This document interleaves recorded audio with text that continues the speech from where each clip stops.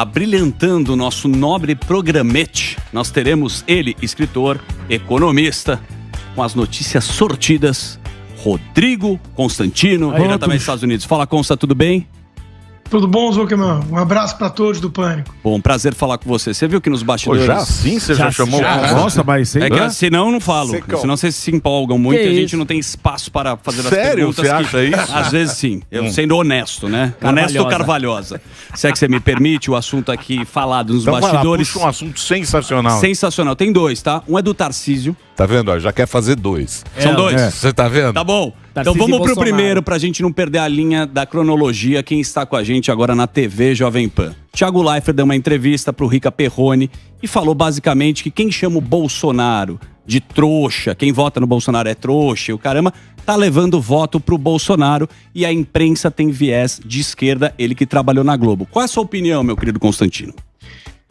Zuckerman, eu via, inclusive vocês estavam mostrando um trecho ainda agora, né, desse bate-papo com o Rica, e o que o Thiago disse ali é o óbvio ululante. Qualquer pessoa sabe que tem esse viés, mas ele rompeu uma espécie de omertá da velha imprensa, né? Ninguém pode dizer o que todo mundo sabe, que essa imprensa tem partido, que é militante, que tem viés, que torce para a esquerda, que virou, especialmente no governo Bolsonaro, um partido de oposição, né? Então ele furou esse bloqueio, esse código de silêncio, essa espiral de silêncio, e disse o óbvio. Então, o mais interessante da fala do Thiago não é a fala em si, é a repercussão.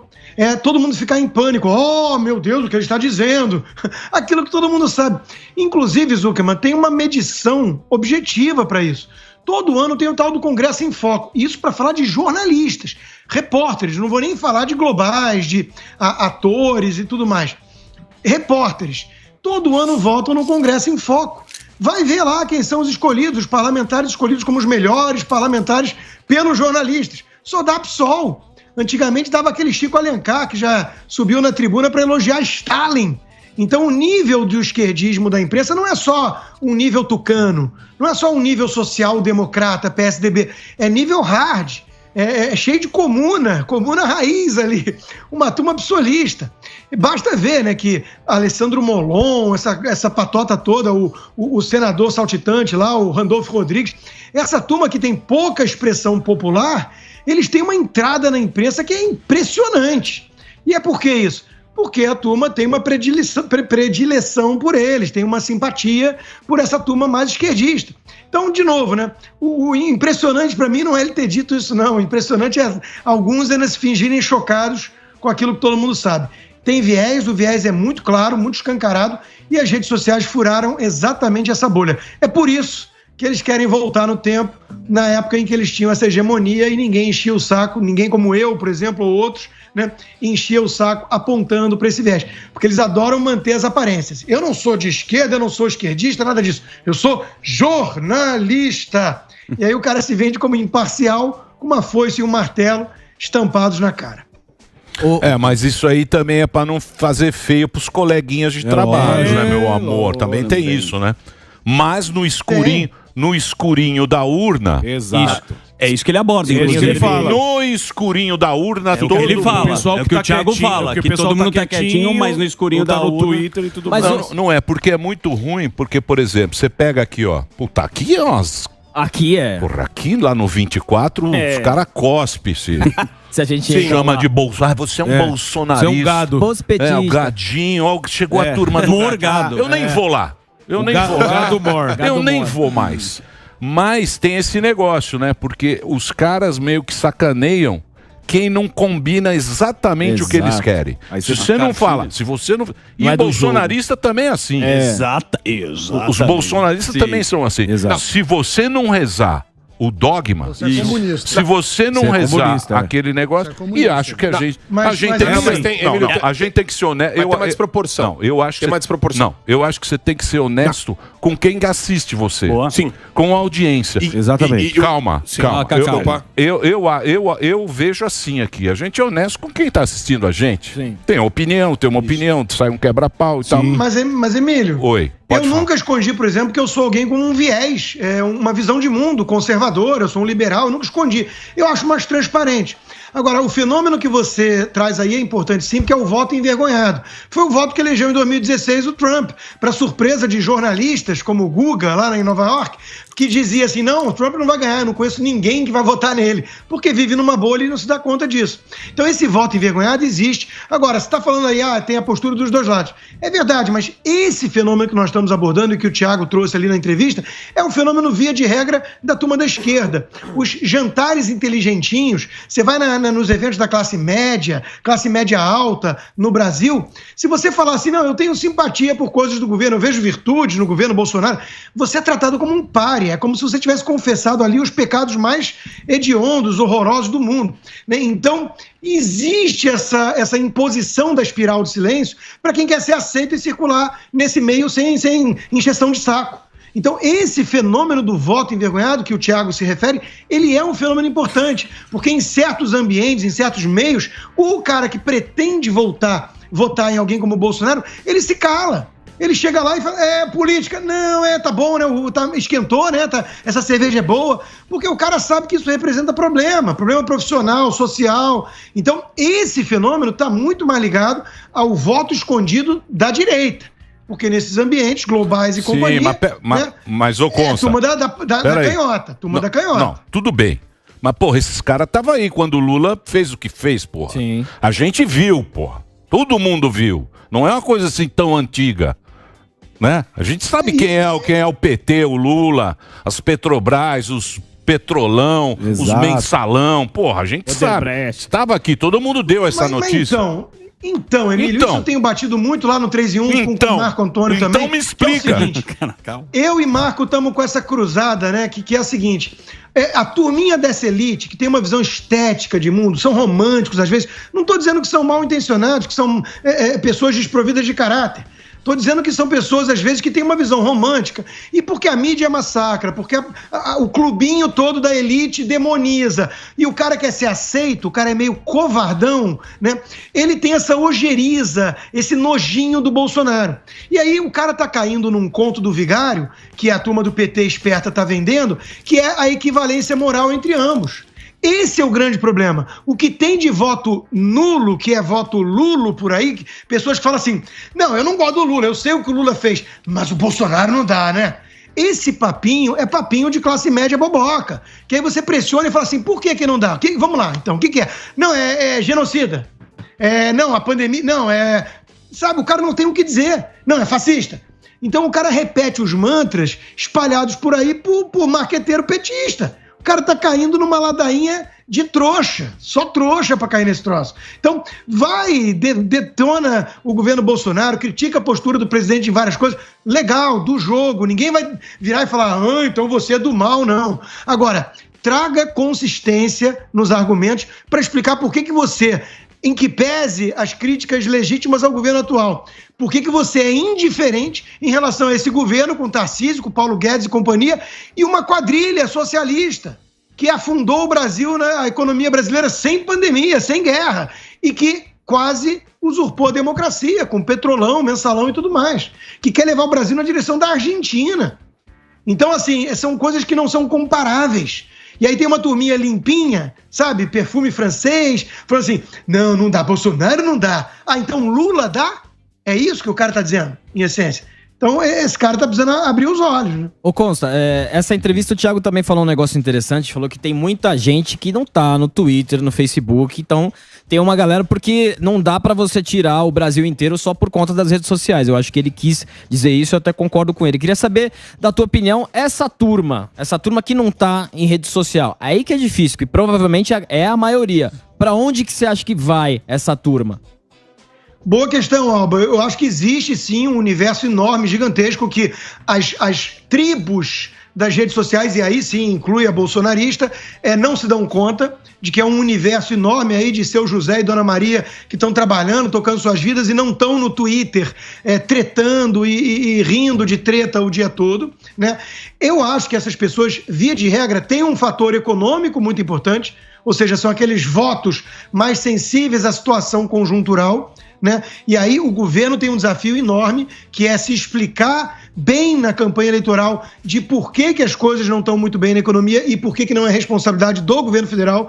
Tema que é exatamente da minha coluna de hoje na Gazeta do Povo, que eu acabei de publicar, mostrando melhora de indicadores econômicos, ou, no linguajar da militância canhota na imprensa, a despiora, que ela é real, mas a gente sabe que a inflação está alta, é no mundo todo? É. Na Argentina está 1000 vezes pior, sim, mas o cara sente no bolso, olha para quem está no governo e quer punir. Então o Bolsonaro vai ter que se comunicar e se explicar muito bem em relação a isso.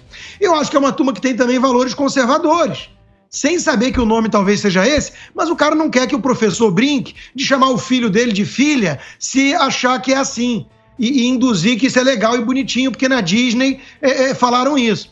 Então é uma turma que tem preocupação com coisas reais, emprego, segurança e decência na vida, né, e valores religiosos. E quem é que ameaça tudo isso? A turma canhota, o cara que quer banalizar aborto, o cara que vitimiza bandidagem, o cara que despreza no fundo, com enorme preconceito, evangélicos.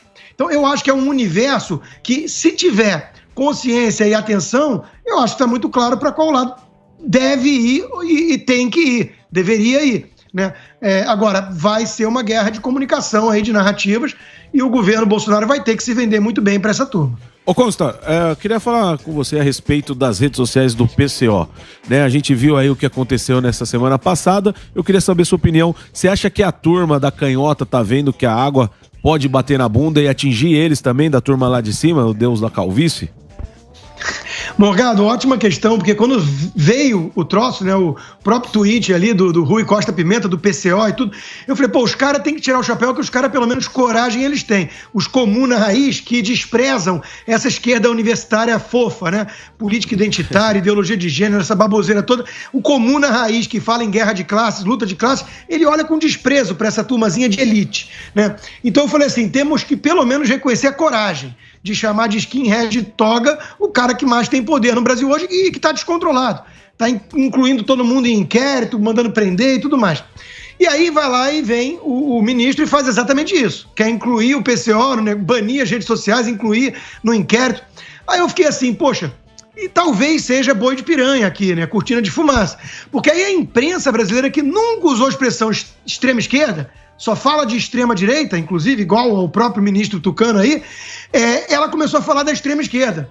Por quê? Porque aí fala assim, não, então o ministro não está perseguindo a direita, ele está contendo os extremos, Bolsonaro e PCO. Percebe o truque? Sim. É uma malandragem. Aí o cara não precisa falar do PT, o PT acusou, inclusive, ele de advogar pro PCC e tudo mais. Apagaram, porque estão reescrevendo a história, né? Então, assim, tudo isso mostra que, no fundo, existe um duplo padrão, sim, né? A turma da direita é chamada de extrema-direita e perseguida. A turma da esquerda é deixada em paz e poupada e tem um salvo-conduto. E aí pega lá um troço insignificante que faz barulho na rede social e mostra que vai atrás deles também para simular imparcialidade. Nós não vamos cair nesse truque. Agora, mesmo assim, mesmo que seja isso, por trás a estratégia seja essa, eu continuo tirando meu chapéu para o PCO que está comprando essa briga e arcando com as consequências. Então, os caras têm algum cojones, eles têm. Agora, é aquilo que você sempre falou, né, Consta? O jogo é pesado, o jogo é bruto, né? O jogo é feio, né? Como é feio esse jogo, né? E é difícil o cara aguentar esse jogo. O tranco. É duro aguentar esse tranco. O jogo é feio. O jogo é... Ô, Superman. Eu queria repercutir aqui uma notícia que acabou de sair na Revista Oeste. Vocês também só lê? Não, mas não é que ele só lê. Ele quer trabalhar. É que ele quer trabalhar lá. Pessoal do Oeste, chama ele. É interessante. A gente vai fazer a norte. É uma frase... Consta. Eu dou um jeito, cara. Ele tem Não, obrigado. Eu ia te falar aqui do Gilmar Mendes sobre Covid no Brasil. Segundo ele, a STF foi importante para resolver essa crise. Aí, olha, é aquilo que a gente sempre tem repercutido e falado, né, no 3 em 1, em todos os programas aqui da Jovem Pan. Os ministros, eles não têm nem mais, eles não ficam nem mais ruborizados de exercerem atividade política, eminentemente política. Então, eles interferem direto no Poder Judiciário, a qualquer custo, e isso daí vai ter um custo muito grande para o judiciário ainda, né? Eu não vejo que é só a curto prazo que eles estão sendo descredibilizados. Eu acho que isso daí vai ter um impacto para além das eleições também, né, Constantino? Sem sombra de dúvidas, né, Marco? E esse ativismo é impressionante e sem nenhum tipo de humildade ou de reflexão acerca de equívocos passados. Quer dizer, essa história, por exemplo, da Covid, né? Eles continuam bancando lá, posando de pavões e voz da ciência que salvaram vidas com as ingerências que eles praticaram, usurpando basicamente a gestão do governo federal, que cabia ao governo, né? E cadê? Aí saem estudos em lugares sérios mostrando que o lockdown foi ineficaz para poupar vidas, mas que destruiu a economia. Cadê? Cadê essa turma vindo a público falar assim, realmente, acho que a gente errou aqui, exagerou na dose? Não existe isso, porque eles estão investidos demais nessas narrativas. Então eles precisam sempre dobrar a aposta. É que nem o cara que começa com a mentirinha. Não, fui jogar bola com os amigos, o cara tava lá, né, na Esbórnia lá. Aí o cara volta pra casa, depois marca de batom, não, porque aconteceu isso, não, porque eu sei. Então o cara vai se enrolando. Então é melhor não mentir, cara, porque você começa mentindo, começa bancando a voz da ciência quando você é apenas um grande de um picareta embusteiro em relação a isso, né? E repetindo mantras da OMS, fingindo que a OMS não foi capturada pela China e pelo Bill Gates. Então é tudo muito absurdo. E nós vimos isso nessa pandemia num grau sem precedentes. Então isso não é coisa de agora e que passou. Isso é algo que veio para ficar, sim. O estrago é de longo prazo, porque a turma ganhou gosto dessa brincadeira, né? De decretar coisas de cima para baixo, ignorando o povo, ignorando o contraditório e por aí vai. É a tal da democracia de gabinete. Eles estão loucos para instaurar isso no mundo. No mundo. Isso não é coisa só do Brasil, é um fenômeno global. Então, mas deixa eu te falar. Um bando de gente querendo criar uma democracia sem povo. Então, mas isso eu tava vendo, eu não sei que ministro que tava falando isso. E ele falou exatamente isso. Ele falou, isso é um fenômeno mundial e nós precisamos resolver este problema. Se o cara não vai resolver no voto, que é o princípio da democracia. É ir lá e escolher um ou outro. Popular, Como é que eles vão resolver isso, meu querido Rodrigo Constantino? Então, o que essa turma descobriu, Emílio, é que democracia dá muito trabalho. Você tem que contemporizar, você tem que fazer concessões, você tem que convencer, persuadir uma maioria. Isso dá muito trabalho, ainda mais quando você tem agenda, né, uma pauta muito radical. Como, por exemplo, querer doutrinar crianças de 5 anos que elas não são meninos nem meninas. Isso é uma coisa chocante para a imensa maioria. Então, como é que você faz? Você governa, você legisla por meio de meia dúzia de iluminados. Então, eles descobriram uma forma de burlar a democracia, de criar leis sem ter que passar pelo Congresso. E é exatamente isso que está acontecendo no Brasil e em vários países, com questões sensíveis como história de LGBT, casamento gay, ideologia de gênero, pautas raciais sensíveis, essa coisa da saúde, né, pública e desarmamento e por aí vai. Os caras não estão conseguindo vencer no voto, então eles estão tentando bypassar a democracia. Isso. Posso até mas aí a própria democracia, essa dos 3 poderes, porque essa é a que vale hoje, Sim. não é? Essa que é 1700 e tralalá. Essa democracia foi pro saco, então. Eu acho que se a gente não... Calma. Isso consta. Está ameaçada, sem sombra de dúvida. Você veja que interessante, o PCO... o artigo dele sobre essa história com o STF citou Thomas Jefferson, um pai fundador dos Estados Unidos, o 3º presidente americano, que era um libertário. Eu, inclusive, sou mais simpático ao John Adams, conservador. Hoje em dia, o Thomas Jefferson já foi meu herói. Hoje em dia, eu admiro muita coisa dele, mas eu achava até ele meio radical para liberal. E veja o PCO citando Thomas Jefferson. Por quê? Por causa do risco da ditadura togada. Então, a turma tá vendo o estrago. Fala assim, vem cá, eu prefiro tentar promover a minha luta de classes aqui e pregar a ditadura do proletário, tentando operar num ambiente de liberdade de imprensa. Porque se deixar, vai ser o quê? Uma ditadura togada de tucanos. Que é mais ou menos isso, essa turma globalista é uma turma tucana, é o mundo de Davos, eu faço concessões ao mercado, mas no resto todo é um bando de progressista lunático, e radical e autoritário. Olha o queridinho deles, o Eduardo Leite, fofo, tem alguns quesitos importantes da política identitária, se assume gay e tudo mais, fala mansa, e mandou fechar a fileira de supermercado porque o produto não era essencial para o povo. É ele, o Dudu Milk, que sabe o que é essencial pro povo.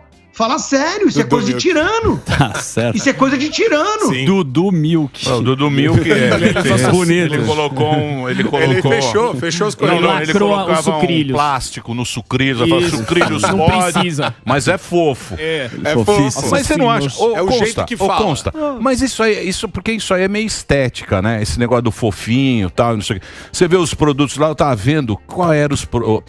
Alguém me mandou isso aqui, dos produtos aqui no Ocidente, tudo com a bandeirinha do arco-íris, tal, não sei o quê.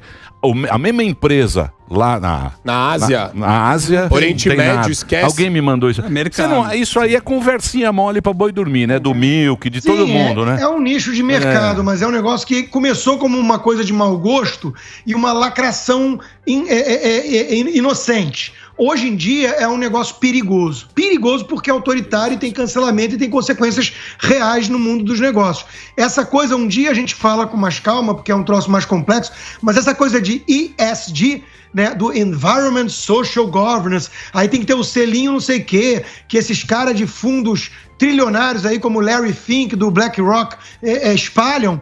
Isso é perigosíssimo, porque isso é chutar a escada para empresas que não são tão grandes, não vão conseguir. Você não consegue contratar todo um arco-íris para mostrar como você é pró-diversidade. Você precisa focar em meritocracia, em produtividade para sobreviver, se você não é um gigantão já estabelecido. Então essa coisa de contratar 3 trans, 10 mil LGBT, 30 mil raças e não sei o quê, isso quem pode bancar são os caras grandão. Então isso é um truque de mercado para criar reserva de mercado e impedir o livre mercado. ESG é uma grande palhaçada. Quem disse isso, inclusive, foi o Elon Musk.